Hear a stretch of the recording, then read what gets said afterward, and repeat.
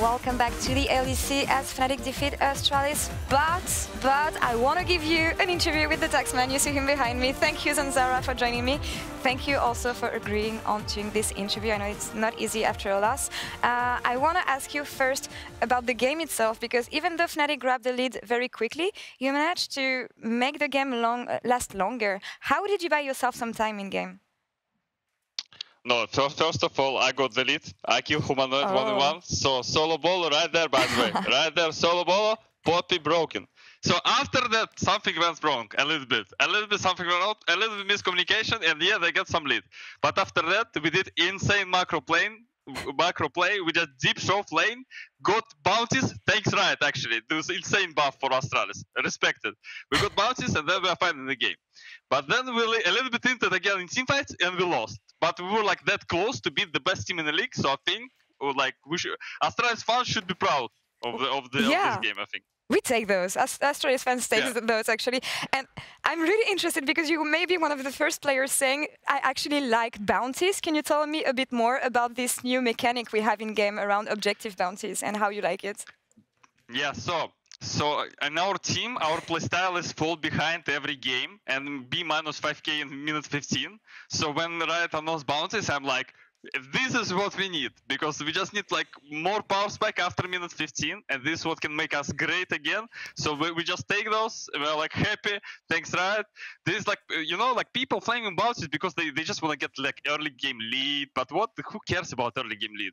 Matters only like if you destroy enemy nexus faster, that's all, but you can play 40 minutes for that, no problem, and then bounties matters. Well, what I take from that is thanks Riot for buffing Astralis in 2022 then.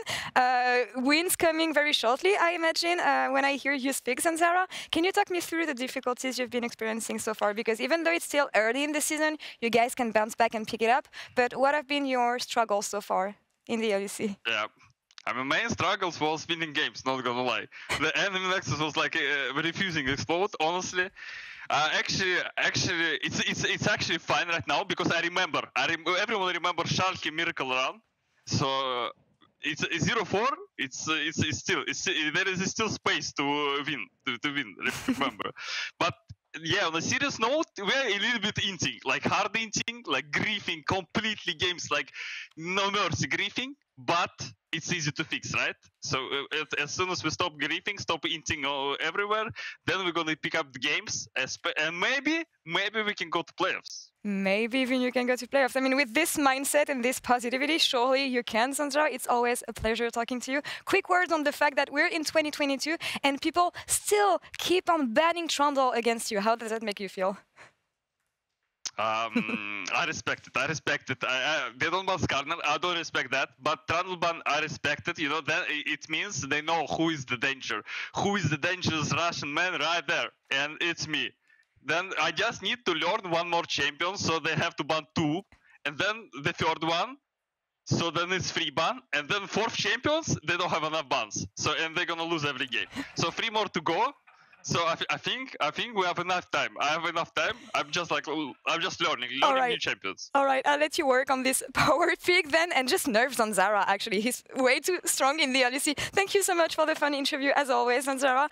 Good luck on the games we will have tomorrow, and let's focus on the next game now. SK versus G2 coming up next. Trevor, take it away. How on earth are we supposed to follow that? I think Zanzara is one of the best people to interview ever. You hear him say one thing, and you're like, well, that would be funny to comment on. And then you give it another one, and you're like, wow, he's just giving you like a gold mine of content, isn't he? You know, I specifically agreed on what he said about, we were that close to being the best team in the league. Anyways, welcome back. Let's turn our attention to SK Gaming, who are facing another tough opponent, the 8-time champions G2 Esports. And I want to start by giving some kudos to SK Gaming for their week 1 performance. It was a tough schedule against Rogue, Mad Lions, Fnatic. Now they face off against G2. And I think when we look back, specifically that super crazy game against Mad Lions, I mean, SK really did not give up, despite how close Mad Lions made that in the late game. Yeah, objective bounties. We already heard it from Zanzara, and I think that they really utilizing strong scaling composition and also just leveraging good play and punishing the mistakes that we saw from the Mad Lions allowed them to get to a point where it wasn't the cleanest end to the game. It is very clear that SK still have room to grow. But I think that you got to see some promise from them. And I think that there are a number of highlights for this team, especially in the mid lane and in the support position as well. Yeah, I mean, specifically when you look at this game, crazy comeback for a moment. I really thought Mad Lions were going to pick it up. You talked about some of the players. Trouble, fresh start here for SK. New roster, some new faces. I mean, Certus definitely looked pretty good last week as well. Absolutely. They added the two Germans in the team, Gilius and Certus. And Certus, of course, coming from the ERL, so somebody that hasn't been talked about a lot, I feel like, in the scene.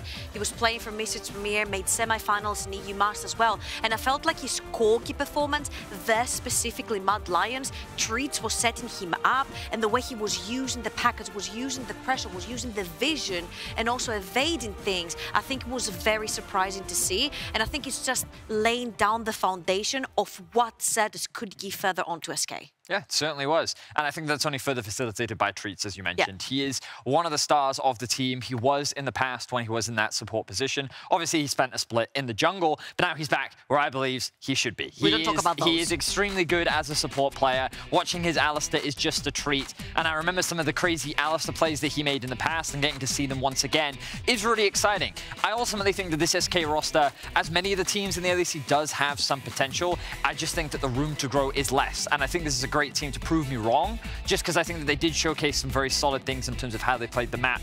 I just think their early game right now is their biggest weakness, but in a meta that is so dominated by scaling, this could just be a way in which, as long as Gilius can take his foot off the pedal a little bit, there's a good chance that they can find ways to pick up wins. I just love how Varius mentioned the late game, because we felt like back-to-back SK has had no ways through the end game. They've had no lanes to play through, they've had no priority to play through, and it was pretty much a stalling game until they got their items, until they go to these team fights, which we can see they can actually perform and do very well at. But what's your plan when you start off? Well, that's going to be the question, because their opponent's G2. When we look at expectations versus reality, I don't think too many people are surprised that they played around caps, that Jankos is still performing well, but I think maybe some people are expecting them to be a little bit slower, a little bit lower down. What do you make of G2 from week one? I think that they actually met my expectations spot on. When I looked at this roster, I actually thought that, hey, Targamas and Mickey, their playstyle is very similar.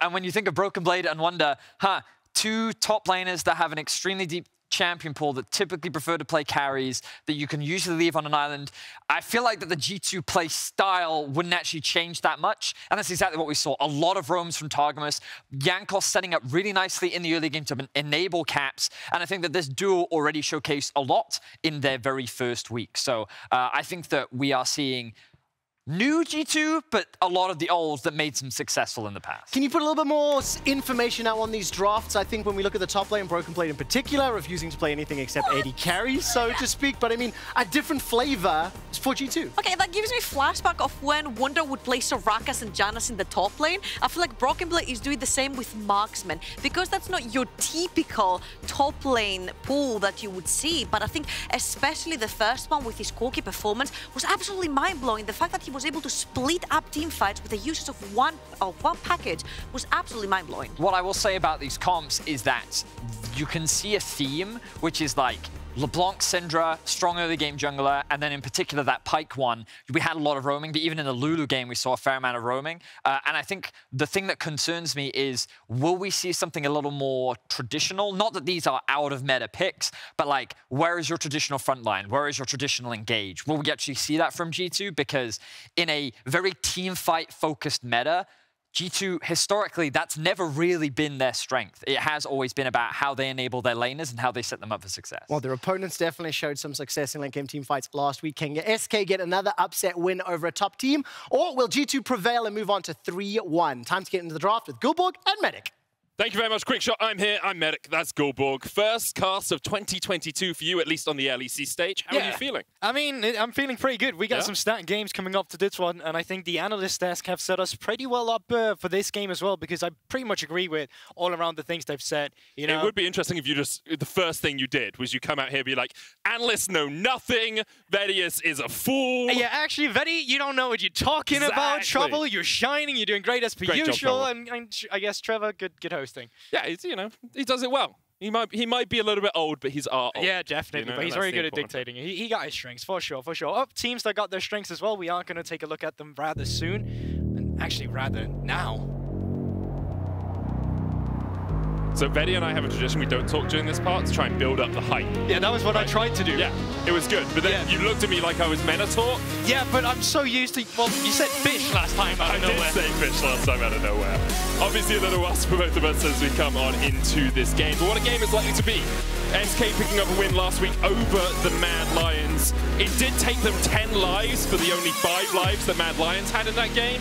We'll see if we get another Chemtech Drake or if SK are able to win it with the usual complement of champions on the Rift. Yeah, so it's very interesting. Most of these teams basically ban out the same things in the early game or in the early draft phase, which is usually just, you know, the Caitlyn, the Diana, Lee Sin as well, actually, and Jing's actually getting taken off the table as well, which we have just seen wreak havoc on the Rift as well with Upset. So I wonder SK Gaming if they feel like they just need to take away some of the same key champions. I feel like Gilius has been very vocal, at least in terms of gameplay, what he likes to play. We often see him on the Xin Zhao, on the likes of J4, and not really on the Lee Sin, which is quite surprising because back in the day, felt like that was something we saw him on all the time.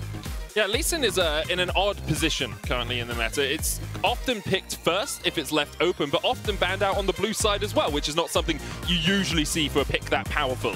Instead here, we'll get the Jinx, Corki, Diana bans out of G2. SK will remove the Twisted Fate and the LeBlanc, and I wonder what their final ban will be hit. Well, Thresh, still a champion we have seen pretty much all the time of LEC, is still up and available as well. So is Caitlyn, which is a finicky one because I've seen some different opinions on Twitter as well. The fact that, oh, this is a champion that shouldn't go through all the time. There is ways to punish her. Just play a neutralizing AD carry or 6 into it. Or there are just people that love to rotate the map around it. And with the Renekton ban, we actually still get the Thresh and the Caitlyn up for whatever they want to prioritize. But Akali, with the new build, it seems like that is just the flavor of this week. It's not surprising either that that's probably going to go into the hands of Broken Blade. He only played carries last week. Akali with this chem tank, tanky assassin, bruiser, melee, ranged, whatever the hell it is. Broken really is what it is, and giving it to Broken Blade makes the most sense. Caitlyn, though, will be our first one of the LEC if it's locked in here for Jezu. Yeah, definitely. So you go for the Caitlyn here. You could choose to pair it up with a Thresh or something along those lines immediately. You could also choose to wait, just pick that with a support counter pick on 3. Usually we see SK picking up a jungler in this instance. We've seen Gilius be very fond of the Jarvan, of the Xin Zhao, so it wouldn't be the biggest surprise for me to see some of these. And I was talking about the champion too, but there we finally have it. Gilius Lee Sin is back as well. It's going to be the first time he's brought it out here at LEC 2020, of course, but a champion that pretty much everyone is expected to know by now. On the other side, G2, a common answer into it, Xin Zhao alongside the Jhin. This combination is something we've seen very often over the last week. Yeah, it's already quite telling what G2 wants to do with their composition. Now that you have the Jhin down towards the bottom lane, you're also playing a facilitating role, which gives you some agency or alleviates some of the pressure for the rest of the map, where you can play for those solo laners instead. And obviously, having the Akali, that is something you would very much like to do. Yeah, obviously you want to be going up towards that top side, as you say, Gorborg. Victor, the final pick here for SK. And we did talk a little bit about the power of Thresh. Works relatively well with both a Caitlyn and a Jhin, but I do wonder if we'll see SK go for a more pressurizing bottom side of the map. You know, Morgana Caitlyn is something we used to see a lot of. Keep that Jhin underneath her his tower for as much of the time as possible, especially since you think that Jankos is going to focus more on the top side of the map. Yeah, definitely. We'll get more into the Caitlyn matchups once we reach the games as well, when we know what the supports are. But I like the support bans in the beginning here from SK. Karma paired up with Jhin is something we've seen a lot in the eastern regions as well, to kind of take away some of the pressure you get from the Caitlyn, to take away the wave so she doesn't get to build up this stacked wave where she's allowed to take away the turret plating or allowed to set up a gank at the same time. And obviously you were talking about some of the ways to pair this Caitlyn up with a great support. Taking away the Lux make a lot of sense here. I'm not too sure about the Morgana just yet, but yeah, it seems like they just want to take it to the top side of the map, try and stop an On from neutralizing the pressure of well, let's assume it's Akali for Broken Blade in the top lane. I think it's a safe assumption to make. Of course, that Akali could be flexed into mid, but SK now... You never know with a G2 draft. You never know with a G2 draft. Their drafts have been all over the place. Pyke, Seraphine, Kassadin, things we haven't been seeing across the rest of the map. Instead of going for an Enchanter in the bottom lane, though, SK will take the Nautilus Caitlyn, still a very heavy pressure lane. A single hook hits in that lane, and you are pretty much donezo. G2 now have to pick their mid laner blind, which gives SK and... well, actually, sorry. Have to pick their, mid laner blind, because Akali's going to go up to top side, but you know at least that Akali's going to go top, and so SK have their top lane counter pick for R5. I got there in the end. Okay? Got there in the end. They could have saved it either way. I mean, you could have taken the top laner here on pick 4, assuming it was going to be the Akali, but the flex pick was just too strong in their mind, so they didn't want to take that top laner immediately. That does mean now that you see the full composition of G2, SK can try and build their composition around this last top lane pick, but you would assume so far, when you have the Caitlyn, you want to take your resources down towards the bottom lane. Usually when you draft this Caitlyn, the rest of the attention of the map comes down towards the bottom lane, just because she creates so much pressure around it. But with a roaming guy like Targamas, it seems fitting for him to get a roaming support like the Bard as well. Leave the Jhin alone if you can, or just contest the wave in the beginning, because you are having a range matchup into the melee of the Nautilus. So you were talking about taking away the Karma. Bard can try and have a little bit of the same function once he's going into a melee matchup like the Nautilus. Final pick here will actually be the Jarvan, so it's a flex Lee top is my expectation. Of course, Lee into Akali. Tempest Cripple will spot her out when she's in her shroud, gives you vision on her.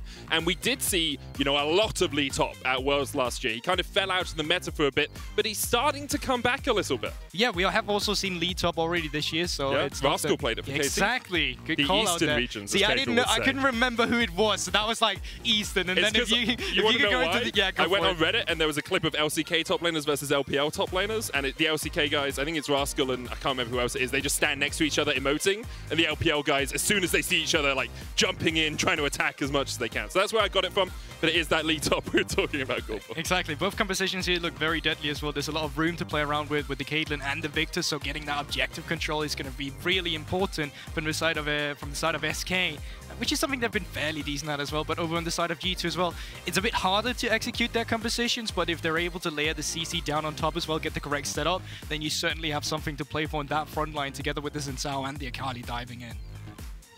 It's a big game for both these teams. Of course, G2 will be looking to continue their winning ways and go 3-1. SK, only one win last week. Can they make it 2 today? Let's see.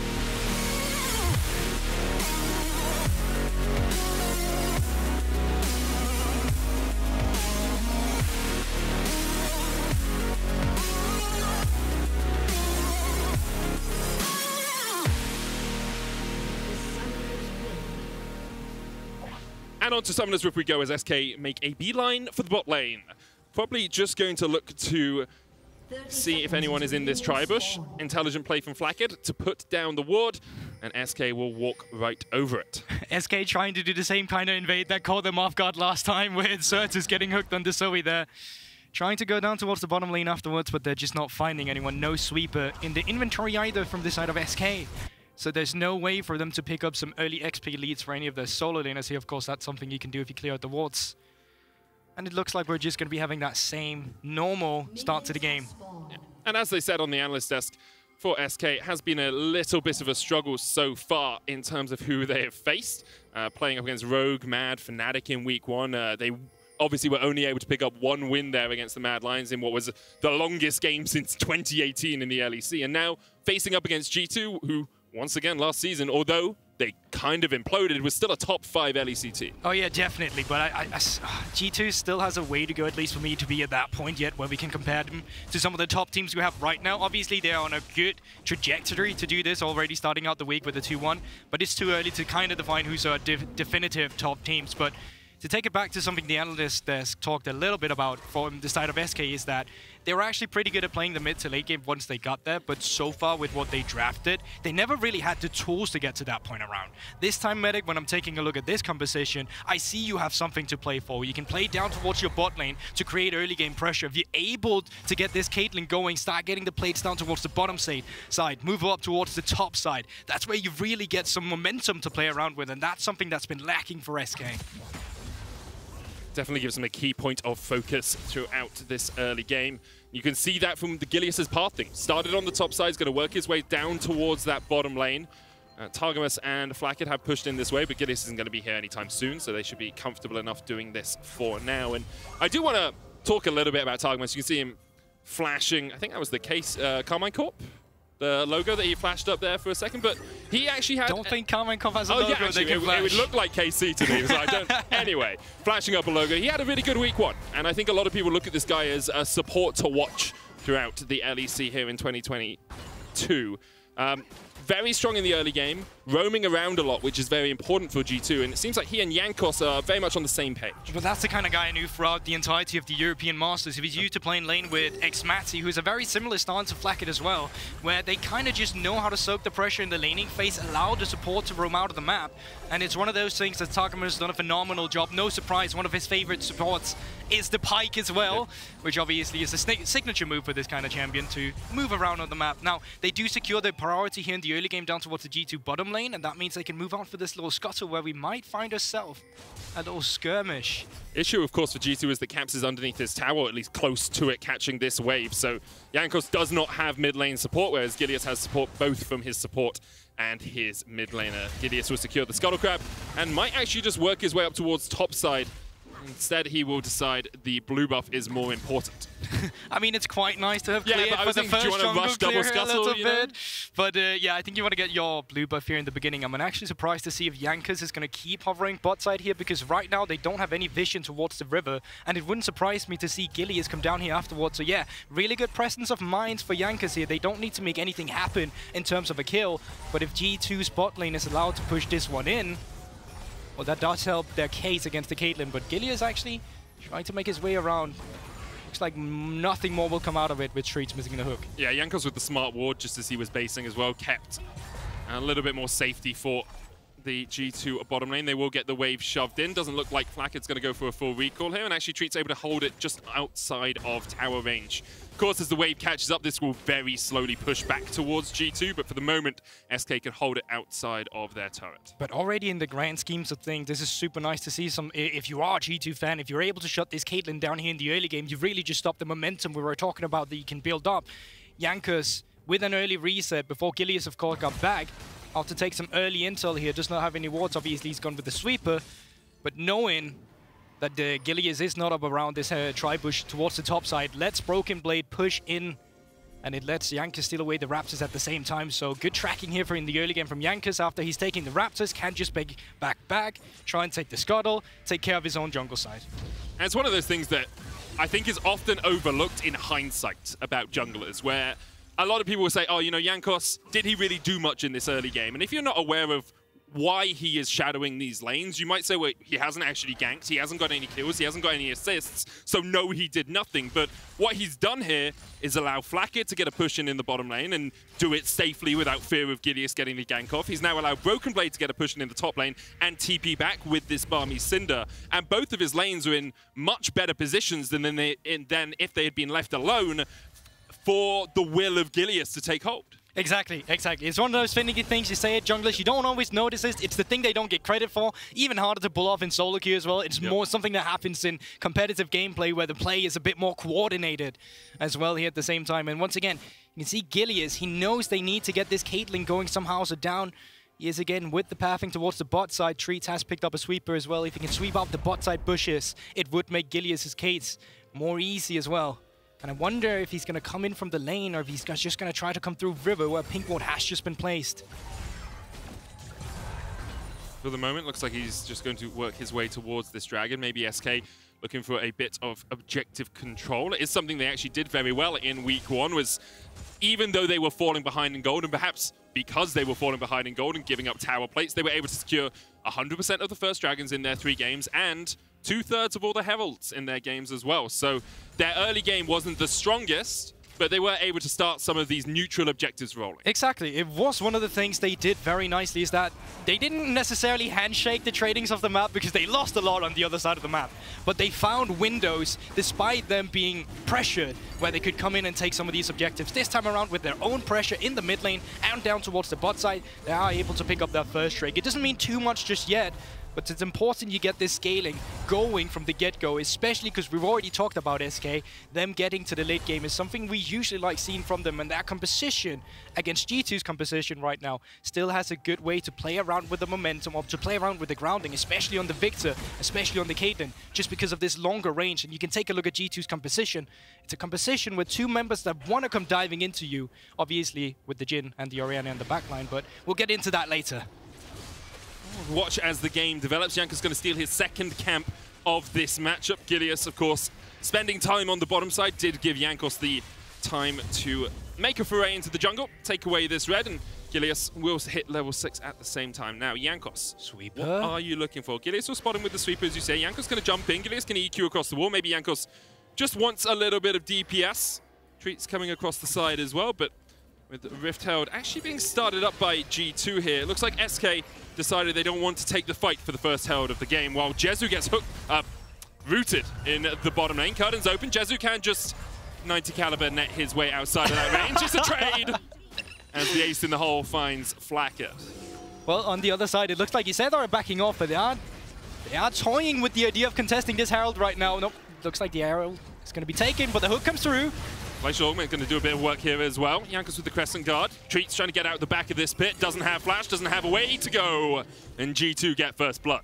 Yeah, really nicely done there by G2. They're able to secure up their first neutral objective themselves, get that Herald going for them, and pick up the first blood on towards Treats. It felt a little greedy from SK to try and fight that, I'll be honest. You called it in the beginning as well. It's like, okay, our jungler has just lost half its HP.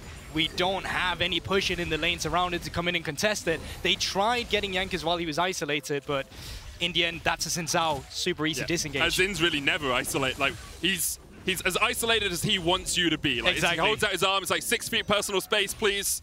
Either that or put on your masks if you're going to get any closer. And unwilling to take the fight. So Jankos does get the first kill of the game. Rift Herald picked up by him as well. G2 out to about 1,000 gold lead, 9 minutes in, and any of the early advantages that SK were looking for haven't really materialized, but nor is Broken Blade snowballing out of control in the top lane. But that's the thing with the Akali as well, and specifically with this build, you're not looking to snowball immediately. Like, you are still an Akali without the base AP to come through right now. The only AP he's getting is really from the Doran's Ring, and then the Bami's Cinder just gives you a little bit of help with the wave clear on the backline minions with your 5-punch strike. But what you're really looking for is that 2 item power spike you get in the beginning with the Hectech to come through, or the Chempuck, Turbo Chem Tank? Oh, thank you. I keep mixing them up. It's all right, mate. Like, words are hard. Vedi and I learned this a lot last week. It's not even your native language. That's how words are hard for you. So. Denmark. Well, yeah. That you sounded angry at the country. Denmark. Why? Why am I Danish? I ask myself why I'm English a lot of the time as well. Oh, yeah, I don't think totally that's specifically get that. a Yeah, Dane you know, thing. honestly, I'm sorry. Yeah, so am I. But yeah, if anyone hasn't seen this build, it was played earlier today, but basically it's a 12.1 special. You get Turbo Chem Tank, you get Demonic Embrace, and after that, what's your third Shadow item? Flame. Shadow Flame, that's the one. And you have a huge amount of damage on this Akali, you're incredibly tanky, and it's just very difficult to lock you down because you're Akali in a fight, and it's a sort of an off Bruiser, a bit like Bruiser Fizz that we used to see. It's also just the synergy you get with the Chempunk item, just because you get the movement speed and you slow the enemy at the same time, and you scale up with the stacking of the passive of the item as well at the same time. So every time you go in, you proc your passive with the Akali, you move out, you get extra movement speed, and because of that, you just get the stacking up even faster. So that the item just in general on Akali working super nicely right now is that only pro players can use right now. Yeah, it's a 12-1 special. The refuel passive that you're talking about, basically you get up to 100 stacks on it, and when you have 100 stacks from moving around, you do increase damage on your next attack. And on Akali, as you say, because you're moving so quickly, you get all of that damage all the more quickly. But on 12-2, Riot said, nope, no more of this, and got rid of the stacking passive. Now, Herald is going to come up down towards the spot side here. It's a bit interesting right now because there's no AD carry around, so Jankos initially just getting some plating for himself before it runs out, but you can set up for the next Drake here, 30 seconds until we have the Infernal Drake spawning. It puts Jankos 1,000 gold ahead as well, and as Xin Zhao can be very deadly. If he ever gets onto Jezu, that is a 1v1. I will take Xin in every single day of the week. As you say, 10 seconds on the next Drake. You see the Scuttle Crab secured for G2. SK have been good about securing these dragons, but they're not in the best of positions for it as of yet, with Broken Blade pushing in the top lane. JerAnax is going to have to answer that. Both of the top laners will have their TPs, but remember, it's only minute 12. Nothing has been unleashed as of yet. No, you also just talk about the gold advantage from the side of Jankos. That does mean he has picked up his first mythic himself. So going into this fight, if you take it as SK, you are at an item disadvantage. So I don't really trust their chances on this one. I think SK do the same. They just need to back out of this one. And you hope they've learned from that Rift Herald mistake that they made earlier, that you can't contest when you're at this sort of a deficit. They back away from it. One Drake apiece now between these two teams. And with that, we are probably going to take a little bit of a look on towards the top side. You can see all of SK camps right now. They're actually spawning. So the red buff just spawned, Raptors just spawned, Targamas together with Jankos. They can look to try and move around to get some priority up here. Either to play for the Lee Sin up towards the top side and try to catch him off guard, or just to see if they can keep extending their gold lead a little bit. The thing about counter jungling is that not only are you getting gold for yourself, but you're also taking away the enemy jungler's gold. So it kind of has double this value here. It's what in football we used to call a 6-point game. If you're doing it against someone you compete directly with, 3 points for you means 3 less points for them as well. And this will be the second red buff that Jankos has secured. Smites it, but the hook does come down and Genex is on the way. Depth charge going to get the knockup as Jankos tries to survive. The blast cone is there. Jankos trying to get to it. Shockwave will pull Genex back, but Jankos is already dead. Genex secures that kill. Yeah, and that's one of the dangers of counter jungling as well, especially when you're on the enemy side here in the red buff. There's no way for Broken Blade to follow up before Genex gets here, so you are at a man deficit before the fight even begins. So really nice hook from Treats here to find him out. Here's the thing though, if you're Jankos, you're like, I got the red buff though. So my enemy jungler is falling even further behind. Kisu? Should be okay. Walks away from the curtain call. He still had flash, he did have to burn the heal there, and in the pure 1v1, you can see that Flackhead is getting a slight advantage, but a couple of plates did go down for Jezu, meaning he's, I believe, ever so slightly ahead in terms of total gold. Okay, going in with the ultimate actually here, Broken Blade. He's doing a lot of damage. Ignite is ticking. Genex is trying to survive, but Broken Blade, oh! Like, he's got sword boots and a flipping fire. This man is prehistoric. He put rags on his feet. He built a little flame. He's like, nah, you have a whole gold drinker? Not today, my friend. This blade just, this build just is a little bit broken at the moment, just a little bit. It is why it's been nerfed as well, but yeah, base damages on Akali there. But he's not even at the broken point. He doesn't even, he didn't even have the chem Well, he tank. clearly was. I mean, yeah, true. He is Broken Blade after all. Consistent carry for G2 across the last week or so. Last week, of course, he brought out Corki, Graves, Akshan. Had very strong performances on 2 of those 3 champions. And after doing that, we had a look at some of his numbers. I just want you to focus on that last statistic. 38% of his entire team's damage across the course of week 1. It's super rare to see from a top laner as well. Usually the mid laners or the AD carries runs away with these statistics, especially in the damage department.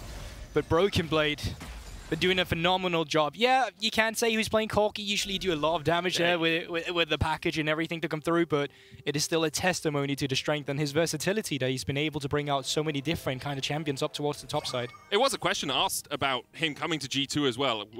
Will he continue to be a carry top laner, or will he be molded to fit around, you know, Caps carrying? Or at the time, people were saying, well, Vecla should be a carry. And now, obviously, Flackhead is in the team and is playing more of that utility AD carry role. So I do wonder, as the meta changes, as the year goes by, whether we'll start to see Broken Blade fall back towards more tanks, back towards more utility top laners, or whether it's going to be consistent that Broken Blade is a key carry for this G2 lineup. I mean, luckily for you, playing tank in the end is not the hardest to default to. It's always harder to teach a tank player how to play carries than it is to teach a carry player to play tanks. So at least he's got that going for him. Teaching someone to carry a tank, really difficult as well. Those things are heavy. Yeah.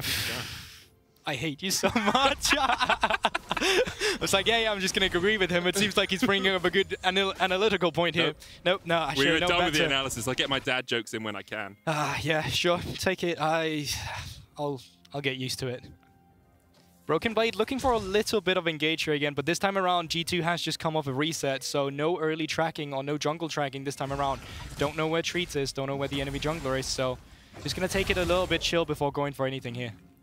You just see how difficult it is for Genex to actually get any consistent damage down onto this Akali. Now, something this Lee Sin does give you outside of, you know, relatively even laning apart from the solo kill is the ability to kick Akali out of a fight. Like, if she perfect execution's in, you Dragon's Rage her, she is gone. And she can get closer to you again, but I actually think the R2 range is a little shorter than the Dragon's Rage kick range, so she'd have to start walking back into the fight. I completely agree. Lockdown actually of an Akali of SK's composition is super easy. You get the Nautilus ultimate down on him, even if he goes into the Shroud, can follow it up with the Lee Sin, either into a kick or just the jet traps that can come through. So, honestly, going into a fight towards the mid game where you find the pick on towards them might be a key mechanic for SK with their composition, but with 10 seconds for the Drake here, they've started to set up their defensive vision line here. But once again, it looks very difficult for SK to contest. SK has Genex up towards the top side. Obviously, he does have that teleport, It's not looking like they fancy their chances too hard. Caps just pushed in the mid lane, so the Certus, and they're now looking to join. And the question is how hard. Yeah, the question is how hard do you want to engage for this if you're SK? Like, do you force? Do you go, we have to get this second dragon of the game, a Mountain Drake? Like, it doesn't feel like the most consequential thing in the end of the world, but right now SK are pushing towards it. Of course, Gilius can EQ in, flash out. Look for that smite. Genex coming in from the mid lane. There's the TP. Counter TP used by Broken Blade towards the bottom side. And now Broken Blade is in the perfect position just to jump on Trees. Knockup will come out. Trees trying to get away down towards the bottom side. Flax is going to chase him down and he's dead. G2 now pushing forward. Broken Blade doing exactly that. Genex gets onto Targamas and kicks him to death. Broken Blade still alive, 4v4. The fight continues as Genex lands another Dragon Sonic Wave, but he's got nothing to follow this up. The Shuriken hits and Genex, even through the Gore Drinker, dies. Genex was so separated from the entirety of SK. Yeah, they still have the Rift Herald of Warner deployed, go back to the Drake, can also just push in the lanes, reset, and try and go for a skirmish alongside this one again. But in general, SK, they fancied their chances. They came in with the teleport and execution just faltered a little bit. Pay attention to Jankos. He's stacking his Q right now so he can just jump in immediately for the knockup. Broken Blade with the follow-up, and then it does become a bit disjointed of a fight here, but you can clearly see who's the one who's stacked together and who's the one who's separated apart here. As SK, they're looking for solo plays, while G2, they are fighting the team plays. And then Genex, it's a little bit ambitious. You know what, I can respect trying it, but that's Lee Syndrome right there. Can you respect trying it? Like, obviously, like, Genex has played well so far, but you land a Sonic Wave on one of 3 enemy players. The rest of your team is half health at blue buff as the Shockwave hits Gilius, who will survive, just alive underneath the tower.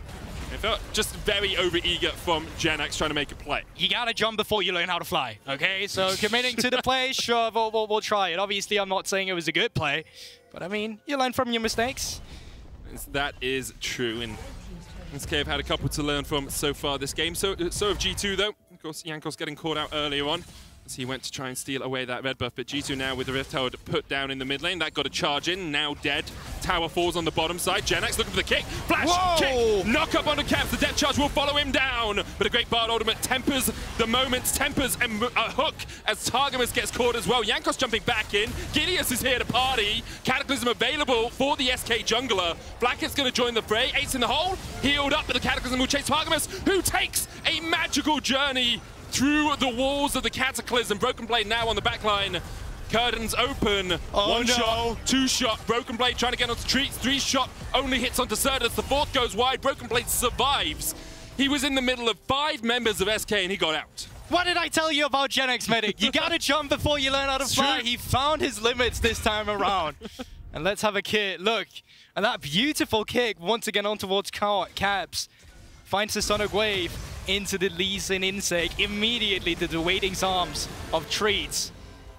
And I mean, Targamas, he saves him for a little bit, but that's not going to save you. What I was actually thinking was really finicky is actually the magical journey we get later on from Targamas, from the Cataclysm. But Gilius this time around, I've been giving him a lot of flag, actually placed this one really nicely, patiently holding on to the Cataclysm until they get stacked together, finding it. And then it becomes a little bit messy with Treats missing the hook here. But they get out of it, and actually a victory for the first time of ASK in this game. You see as well, if Broken Blade isn't able to fully close the gap on someone, doesn't have much long-range damage. Of course, Akali, a relatively short-range champion, so if Jezu is able to hold him at arm's length, perhaps he can chip away. Still yet to die, though, the G2 top laner, as G2 trying to set up vision over to this top side of the map. Minute 30 on the Mountain Drake, and about 1,400 gold lead. But we are into that mid game that we talked about, Goldborg, that you mentioned. SK's fights in the mid to late game have been pretty strong, have been pretty well coordinated. G2 trying to keep them on their toes, trying to keep these skirmishes rolling. But SK, especially in that last fight, showed us just how strong they can be in these mid-game battles. And this is where your objective control becomes even more important, especially when there's only 1 minute until this Mountain Drake. Sole point for G2 if they're able to secure it. But you take a look at Certus, he's gone under everyone's radar in this game so far. He's now 2-0-2 on the Victor. He's on a shutdown, and he's on these 2 items. He's going to be one of the catalysts for SK once he reaches these fights. If he's able to zone away the members of G2 with his abilities, once he fixes that 3rd item for himself as well, that's where the situation for G2 becomes a little bit dire. Victor just so strong as the game goes on. Has already upgraded the death rate, and probably has the Siphon Power upgraded as well. Can't really tell from the little pictures in the left corner, but that's usually what you're looking for as your first 2 on the Victor. For the moment, it's G2 still trying to crack this mid lane tower. That Rift Tower charge not getting it, and the fight not going their way has actually cost them quite a lot, especially in terms of vision control. Because the deeper you can press forward really depend on how quickly you take that mid lane tier 1. For the moment, SK able to keep it standing. However, Broken Blade just finished his second item here, Goldborg, as we come to this next fight. Yeah, TP just came through from Certus as well. He's picked up a stopwatch. This might become really important considering the dive that G2 has in their team as well. And Gilius, Broken together with Jenix now, can look Jezu's going to for land the hook. Jezu looking for the damage here. Treats already got the hook down onto Broken Blade. Curtain Call comes out. Jankos secures the smite. Gilius goes in with the Cataclysm and look at the death rate. Look at the damage. Shockwave hits onto 2. Caps down already though, and Certus is on a killing spree. SK, do you continue to step forward? You've lost 1. Jankos flashes out of the pit. You lost the dragon, but you do get a 1-for-1 trade. Exactly, but once again, Drake for G2 here is super important considering the itemization as well to come through as well. If you get this soul from a mountain, you've already built it up here, it's going to make matters even more difficult from the side of SK, hammering down your front line, especially because Broken Blade's going the tank Akali build as well, so there's a lot of value for you in this Drake, but after the reset, they are looking to punish a mid lane turret here, trying to push it down, and I do think they'll be able to get it. Gold lead still almost completely even between these two teams, and let's take a look at the fight again. You can see what Gilius is trying to do is get the smite. Broken Blade gets caught up towards the top side, but the Twilight Shroud is too strong at keeping him alive. And once again, brilliant. Oh, that ultimate from Fate. Targamas, exactly. It completely splits the teams apart, and it creates a different kind of momentum in the game as well, where G2, they're able to pile on down on you as a team, while the rest of the members of SK, they're a bit scattered, they're a bit disjointed, and it made that hard really difficult for them to pilot. Targamas' Tempered Fates have been on point. Almost saved Caps earlier in mid lane with 1. Lands a double there to stop any chances of Jezu advancing. And, for the moment, even though the goal is basically even, because G2 are on soul point, because they have this Akali who is 2-0-3, 200 CS, 2 items complete, it feels like G2 are in the driver's seat. SK aren't the ones really pressing deep for vision yet, although they are starting to make a few avenues, starting to make a few tentative steps into this topside river. It's true, and you know, Medic, even League of Legends can be a game that feels very momentum-based, especially when you're considering you're going for these objectives. Whoever is the reactive team and whoever is the proactive team usually gets it. And speaking of proactive, Jenix looking for it. The observers are baiting us with this one. It was one of those, yeah, they're fighting a little bit, but the way it zoomed, the little camera pan, it was like, oh, something's going to happen. Nothing really happens. Debated by T to us, but can happen. And I think for SK, one of the difficult things for them, or rather, let's take a look at it at the other side of the coin. One of the things G2 have done so well at this point is their objective control. The fact that they get the push out first. Jenix rather. Certus, he was up pushing towards the top side before this Drake spawn, had to TP into the mid lane to try and contest it, while the rest of G2, they had already set it up. They pushed in the mid lane, they pushed in the bot side. Tempered Fate goes wide, and with that, they're just getting a little bit more of river control. And I think that's something that we want to see more of from G2. You know, G2, since 2019, were quite a chaotic team. I mean, they have always played very well, and they've been very good at finding, you know, pockets of vision, pockets where they can fight their opponents that the opponents aren't quite expecting. But I quite like this methodical style as well. Well, the thing is with that objective control, I think G2 had a bit more elevated style of it, where it's like, usually a team will go for objective control around the Drakes, but what I think that G2 roster was specifically good at doing is creating an objective around anything in terms of now Raptors is the objective we're fighting for. That's the setup we're having. Their way of just taking the fundamentals of League and implying it to all the small objectives created a really chaotic style where we thought there was team fights all the time, but actually due to the nature of them trying to steal away whatever they could once they had a lead. So you love to see when teams are able to pull this off, but right now it's definitely the big objectives. That's the name of the game. 1 minute for this Mountain Drake, and as we take a look at the inventory, no one's been able to finish off their third item just yet, but you know that's oh yeah, you're right, and actually just as the back came through from Certus there, finished up his Sonya's Hourglass. So some of these 3 item power spikes, they are starting to come through, and that's what's going to be important once we reach this Drake to finally respawn. Yeah, 50 seconds on it, Mountain Soul, the objective for G2, and they have constantly been able to gain control of this bottom side river. The Scuttle Crab, though, already down in favor of SK. Death's Dance now finished on JerAx alongside the Spirit Visage and the Gore Drinker. So he's in a very strong position on this Lee Sin. Of course, unable to trade 1v1 against Broken Blade, but in a team fight, JerAx can have a huge impact. And take a look at the river right now. So far, it's G2 who lay out all the vision around it for this objective control. But this time around, SK is here before time. They pushed in the mid lane wave. They are now the ones trying to get in here and get some of this control. But they're still a little bit late here because they don't have any deep vision. Right now, they only have the fundamentalistic vision. And that's still making the situation easier for G2. Gilius goes in, there's Cataclysm, they're looking for Cat. Tempest Fate hits 2, Jesu's still alive on the back of it. Look at Broken Blade though, the Shockwave will bring them back. Broken Blade trying to get in from the side, he dives in, he dives back, he dives forward, and thus far only Treats dies. JerAx went onto the back line as well, and he will be shut down. 5 members strong, G2 stand up and fight. Jesu forced away, Flakked shuts him out. Certus running for the hills alongside Gilius, they engaged, but they are now disengaging as Jankos will not let Certus escape.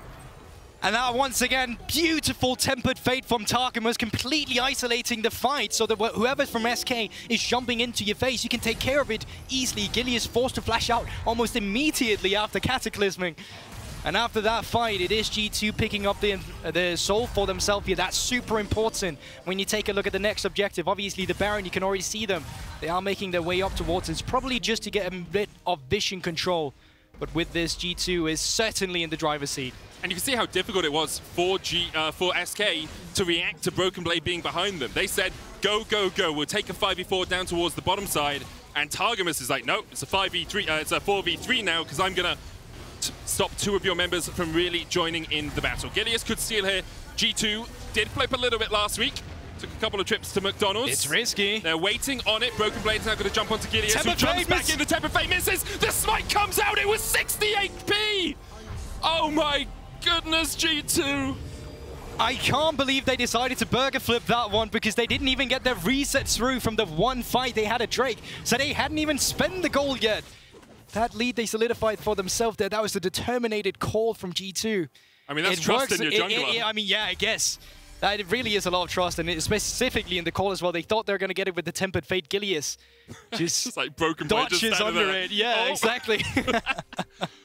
But G2 do manage to secure the Baron, a 5,000 gold lead for them now, 30 minutes in. And although games have been going a little bit longer in the LEC, the split 36 minutes is about our average, and G2 with the Baron for 2 minutes with the Mountain Soul. Have to expect they're going to look to try and close this one out lickety split. And that's the thing as well, there's still a lot of turrets to take care of. Still don't have all outer turrets down yet so far. Maybe topside is alive. Maybe wrong about that one. But either way, they are still pressing the charges here on the rest of them. You can see they're pushing in the mid lane and they're looking to move down towards the bottom side. You can take a look at Flakked. At this moment, he's stacking a wave. So right now on this wave, G2, they can take care of the secondary mid lane to it. And then afterwards, they move down to continue the pressure that Flakked is building up for them. I do continue to be impressed by Flakked. Jesu's dead. Broken Blade. You just can't do anything as an AD carry in 2020. 2022, in fact, that's the year we're in. JerAx going to get the kick back onto Targamas, pops the Tempered Fate, curtains open, and Flakked goes dominating. 2 shots, 2 kills, 3 and 4 just tickle JerAx, but G2 got everything they wanted out of that brief skirmish. 2 inhibitor towers down as well. And they are looking to press forward for the end here. 3 members of death, 20-second death timers. It's only JerAx and Treats alive, and surely we're looking at the end here for G2. It's been a very dominating game in terms of the objectives, and they're looking to put the final touches on their artwork right now. Hook's going to land onto Cabs, but Treats and JerAx.